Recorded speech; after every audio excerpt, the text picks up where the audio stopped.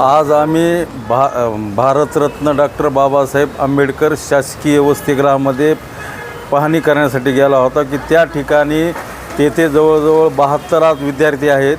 त्यांना अत्यंत निकृष्ट दर्जाचं जेवण दिलं जातं आहे.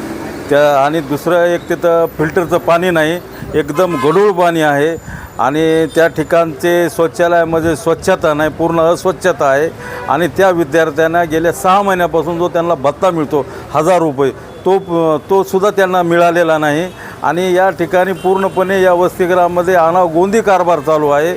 आणि या ठिकाणी डबल इंजनचं सरकार आहे.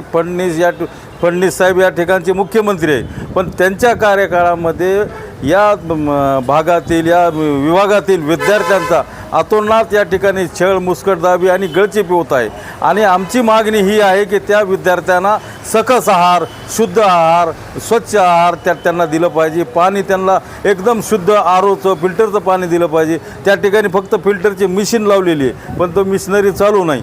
कारण नाईलाजानं ते मुले घेतात आणि त्या मुलांना तेथील जे अधिकारी आहेत ते धमक्या टाकतात की आपल्या आतली बातमी बाहेर नाही गेली पाहिजे आणि तुम्ही गपचूप या ठिकाणी राहिलं पाहिजे असं त्या ठिकाणी सांगतात. आणि सगळे त्या ठिकाणी गोरगरिबाचे मुलं असतात, गावाकडे गेले तर आईवडील त्यांना ताणतात, का तिथं झालं, तुम्हाला का राहत नाही, असं नाही. त्यामुळे या ठिकाणी वसतिगृह नाही तर त्या ठिकाणी जेलच जर म्हणलं तर वावगं ठरणार नाही, अशी परिस्थिती या वसतिगृहामध्ये झालेली आहे. आणि जर ह्या ठिकाणचं लवकरात लवकर झालं नाही तर आमचे उद्धव बाळासाहेब ठाकरे शिवसेनेच्या वतीनं व महाविकास आघाडीच्या वतीने त्या ठिकाणी तीव्र असं आंदोलन या ठिकाणी आम्ही करणार आहे. आज आम्ही डॉक्टर बाबासाहेब आंबेडकर शासकीय वसतिगृह ह्या ठिकाणी गेलो असता तिथल्या विद्यार्थ्यांच्या म्हणजे समस्या आम्ही जाणण्यासाठी गेलो.